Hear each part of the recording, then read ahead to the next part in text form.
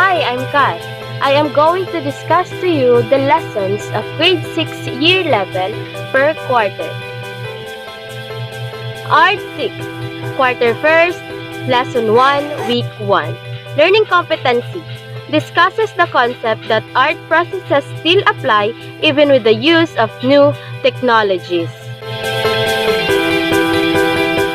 So after the lesson, the pupil will be able to first explain the elements and principles applied in commercial art. Second, apply the elements and principles of arts in an art commercial or logo making. Third, appreciates the value of the element and principles of art in creating commercial art. Let us start with the meaning of the following words. Commercial arts. Art used in advertising and selling. Advertising, the business of preparing advertisements for publication or broadcast. Selling, a transaction between a seller and a buyer. Let's proceed to the art processes. Art processes various techniques or ways of expressing art such as drawing, printmaking, screen printing, painting, photography, sculpture, environmental art, mixed media, performance art, craft, folk and popular art, and architecture are just among the examples of art processes. Here are the examples of art processes: drawing, printmaking, silk printing, painting, photography, sculpture, mixed media, environmental art, performance art, art craft, and folk art, and also the pop art and architecture. In new technology, it refers to artworks created with new media technologies, including digital art, computer graphics, computer animation, virtual art, internet art, interactive art, sounds art, video games, computer robotics, 3D printing, cyborg art, and art as biotechnology. So here are the different electronic gadgets used in new art media. Stylus pen, smartphone, tablet, camera, laptop, desktop computer, drone. Welcome to the lesson of creating logo design using digital art technology. And at the end of the lesson, you will be able to create your personal or class logo. Look at the images. What are they called? Yes, they are called logos. So what is logo? Logo is a graphic mark or symbol used to aid and promote public identification and recognition. It may be an abstract or figurative design or include the text of the name it represents. Modern logo design is a collection of classic and trending elements and principles combining together to create brand mark. Elements of arts. So first, the line, a mark with length and direction. So there are kinds of lines: vertical, horizontal, diagonal, curved, spiral, wavy cloud, zigzag, castle, step up and down, sharp, mountain, jagged, walk around, dash dotted, loop de loop. Second one is color. Consists of hue, intensity, or value. So here is the color wheel, which consists of two colors, the cool colors and the warm colors. As you can see, there are different kinds of color inside the wheel. The third one is shape, an enclosed area defined and determined by other art elements. So here are the different kinds of shapes: circle, oval, rectangle, square, triangle, star, rhombus, heart, pentagon, hexagon, heptagon, octagon, nonagon, semicircle, trapezoid, parallelogram. And the last one, texture, the surface quality or feel of an object, the softness, roughness, or smoothness. Here are the different kinds of texture: smooth, rough, hard, soft, woven, bumpy or lumpy, jagged, irregular, reached. So let us review the elements of arts in using new technology. Line, color, shape, and texture. Let's proceed to the principles of art. Emphasis, focal point of an image. So here are the two example images of emphasis. Second one is contrast, differences between two things to create interest and tension. Here are the two example images of contrast. Let us review the principle of arts in the new technology, emphasis and contrast. Let's proceed to the personal logo. Personal logo is a graphic representation of the artist's own brand or work, like these three examples. With the use of new technologies, logo making becomes easy. Logo maker application can be seen from the internet. Some of these are Squarespace, Tailor Brands, Inkscape, Photoshop, Logo Plus, and Canva. Basic logo design can also be done by using Microsoft Word or Art application to make personal logo or class logo. Rules to follow in designing a logo. First, preliminary work is a must. This can be seen as simple as paper and pen drawing or draft. Second, create balance. Keep your logo balanced by keeping the weight of the graphics, colors, and the size equal on each side. Third, size matters. A logo has to look good and be legible to all sizes, like these sizes examples. Fourth, use of color. Use colors near to each other on the color wheel. Example for warm palette, use red, orange, and yellow hues. Don't use colors that are so bright that they hard on the eyes. The logo must also look good in black and white, grayscale, and two colors.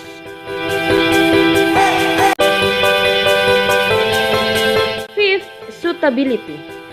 The design style should suit the company, the brand, or your personality for personal logo. Sixth, typography. Avoid the most commonly used fonts. Make sure the font is legible when scaled down, especially with script font. One font is ideal and avoid more than two.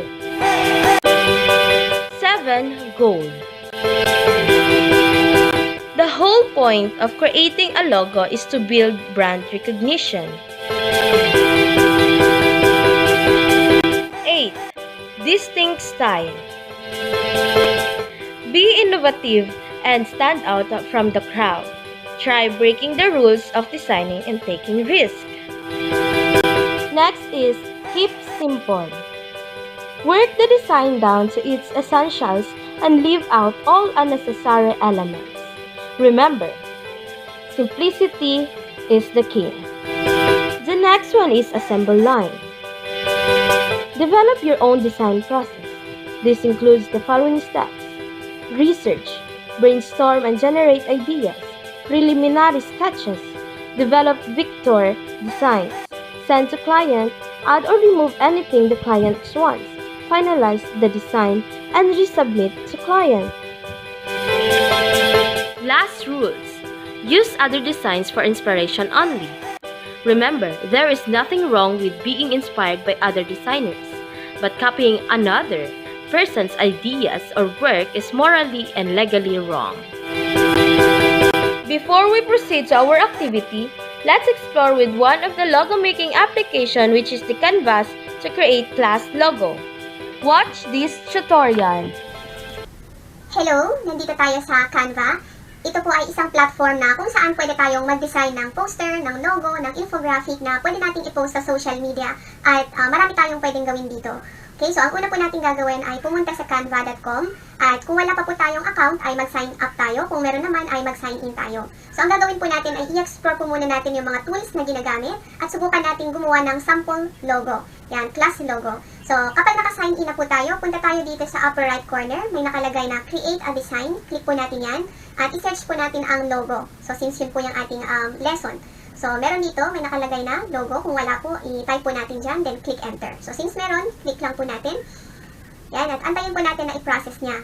Pag nandito na tayo dito sa upper left corner naman, merong nakalagay na templates. Kapag click po natin yan, lalabas po yung iba't ibang templates na pwede po nating gamitin. Ayan, so kung makikita po natin, may mga salita siya. Pwede po natin yan i-edit.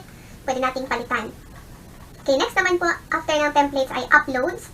Pwede po tayong mag-upload ng mga images, ng mga videos at audio na nakasave sa ating device. At gamitin natin dito sa ating page. So ito pong puti na to, dito tayo mag-work ng ating logo. Dito natin gagawin yung ating logo. Then, pagkatapos po ng upload, sa baba may photos. May mga photos po dito si Canva na pwede po natin gamitin sa ating pagdidisenyo. So marami po yan. Pwede rin po natin i-type dito kung medyo nahihirapan tayong maghanap ng keyword ng mga pictures na gusto natin. Halimbawa, flower. Type lang po natin flower at lalabas po yung iba't ibang choices dyan. Pili lang po tayo. Pagkatapos po ng photos, dito naman sa baba niya ay elements. Yan. At dito sa elements, makikita po natin yung lines. Dito po natin makikita yung iba't ibang disenyo ng linya kapag na-click natin yung see all. Yan po yung iba't ibang designs. Marami po siya. After po ng lines ay shapes.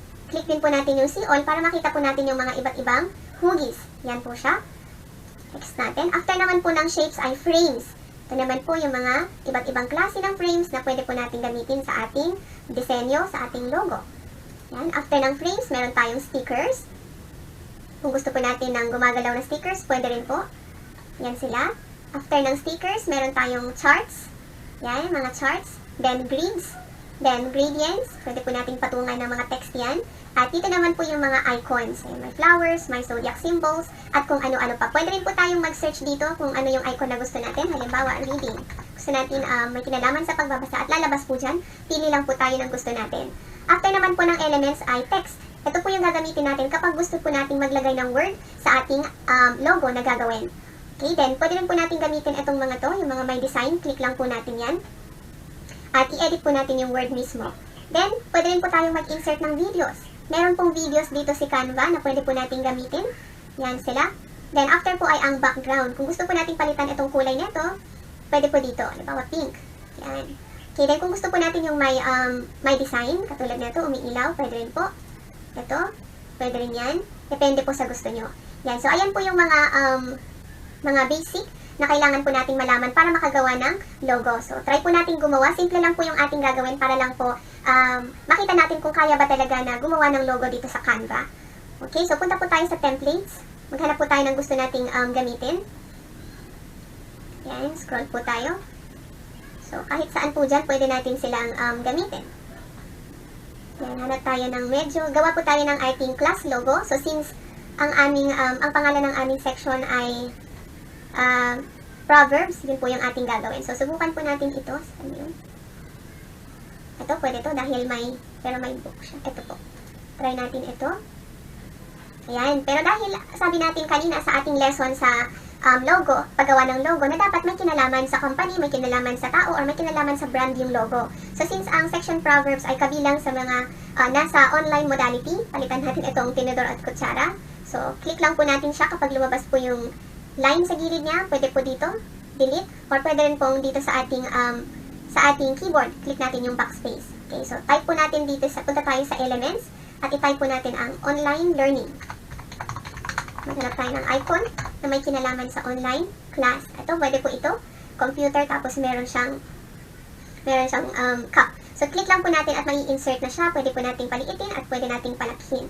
Okay, so, pagkasya natin dito sa may shape. Yan, then itong word, palitan po natin siya. So, pwede po natin itong i-edit. Yan, choose lang po natin. Then, type po natin yung word na gusto natin. And then, after po niyan, pwede nyo rin pong palitan yung font kung gusto po ninyo. And dito po sa may taas, click po natin. At lalabas po yung iba't ibang klase ng font na pwede nyo pong pagpilian. Okay, so, hanap lang po tayo ng gusto natin dyan. So, sabi nga po, simplicity is the key. Okay, so, simplihan lang po natin. Hanap tayo ng simple lang. Yan, pwede yan. Or ito. Oops, medyo malaki. Pwede rin po natin paliitin yung sulat or palakihin dito sa size. Yan po siya. So, halimbawa gusto ko isagad ng 42.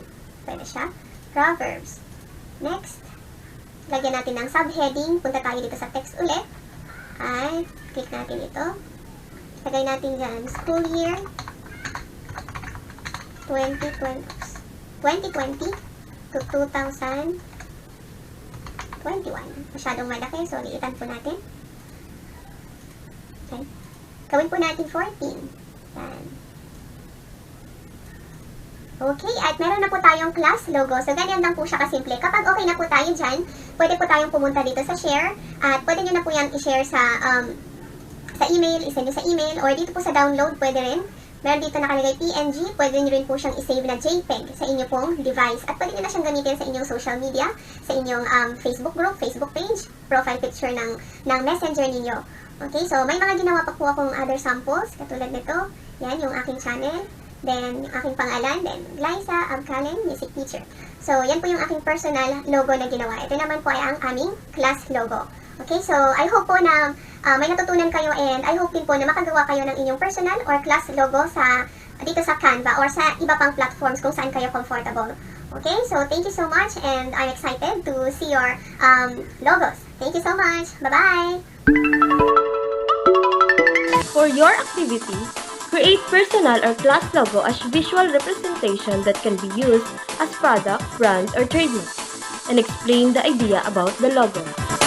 Materials to use: software, Inkscape, open source, or Canva for laptop or desktop PC. Thank you. It is so much fun to learn with you. See you again in our next lesson. Bye! Welcome to the next lesson of Art 6 Quarter 1, Lesson 2, Week 1. Learning Competency discusses the art processes, elements, and principles still apply even with the use of new technology. So after the lesson, the pupils will be able to explain the elements and principles applied in commercial art, apply the elements and principles of art in an art commercial or cartoon character, appreciates the value of the elements and principles of art in creating commercial art. Let us start with the meaning of the following words. Commercial art. Art used in advertising and selling. Advertising. The business of preparing advertisements for publication or broadcast. Selling. A transaction between a seller and a buyer. So what is new technology? It refers to artwork created with new media technologies, including digital art, computer graphics, computer animation, virtual art, internet art, interactive art, sound art, video games, computer robotics, 3D printing, cyborg art, and art as biotechnology. Here are the different electronic gadgets used in new art media.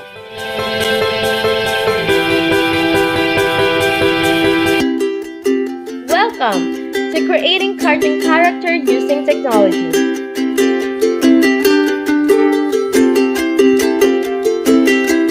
Artists today who make art with a computer utilize software. Software technologies have amazing capacity to assist artists in creating the kind of art they desire, whether for cartooning, animation, illustration, or game design. Even with the use of digital tools, artists would have to consider the following elements of art: line, shape, color, and texture.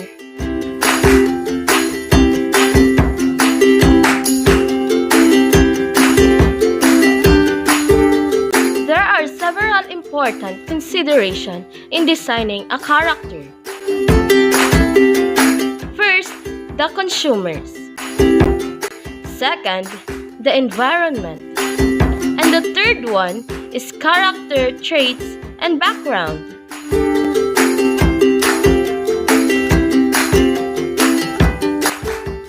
Elements of art in creating characters. First, the lines. A mark with length and direction.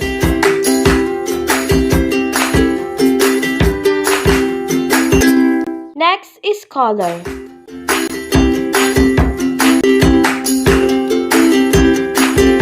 Color is a pigment added to any artwork to bring it to life and make it more attractive or visually appealing.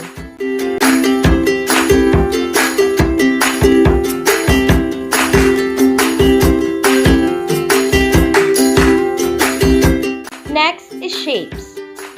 Shape is two-dimensional figure enclosed by a line.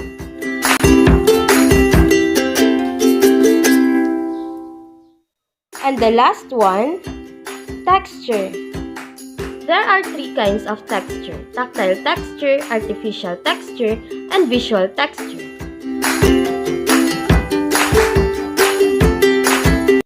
So now create your own cartoon character by fitting different pieces together into a complete figure. Morph your figure into a cartoon character. Invent your own cartoon character by using these figures. First, the head. There are different kinds of heads to make your own cartoon character. Second is the nose. So there are different kinds of noses.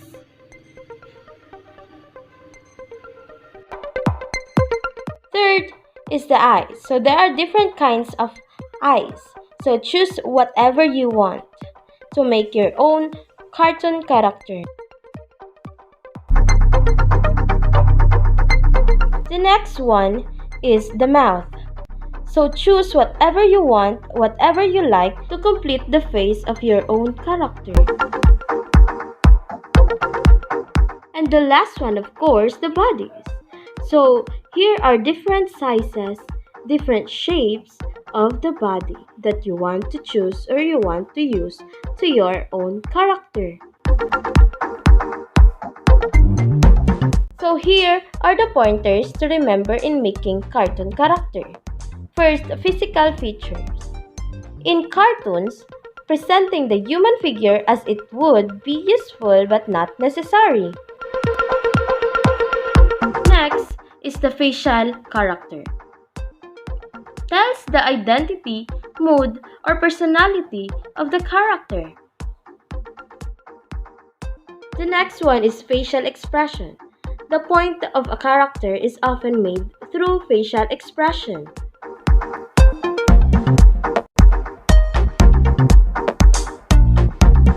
And the next one is feet. Including footwear are important features of cartoon characterization. Just like this. And the last one, hands. Hands are very expressive of character. It conveys feelings because hands have many gestures to use. And before we proceed to our activity, let's watch this video tutorial.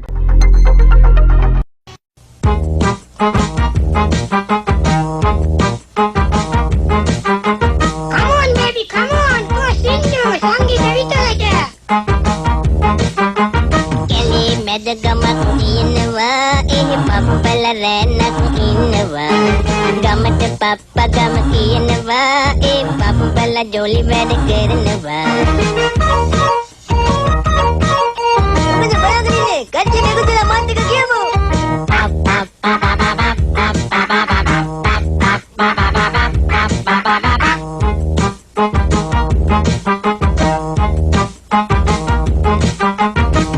Papa ariste hadanwa hari loku balayak ngihitiyenwa gami hemotem powanwa pautim papa mag arinwa Are denya dari ketawana denya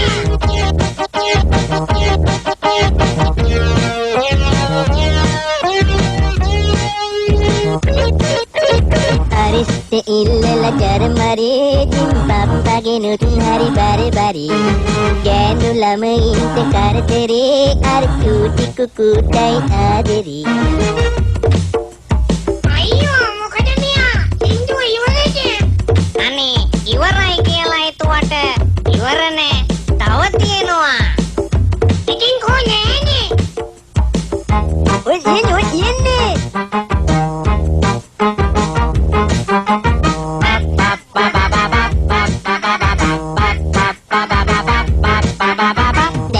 me vedkarayo pauduwanawaro manvirayo kemat bimat daksayo wage magahagannat hari surayo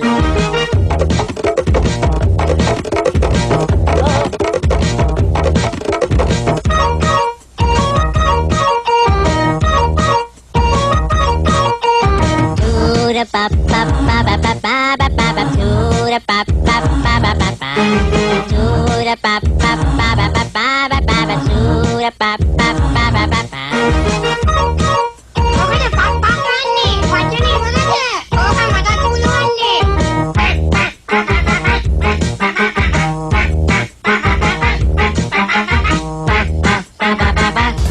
For your activity, it's time for you to create your own cartoon character and explain your work. Materials to use. Software Inkscape open source for laptop and desktop PC. And software Sketch and Draw open source for tablet PC. And that's the end of our quarter 1. It is so much fun to learn with you. See you again in our next lesson. Bye!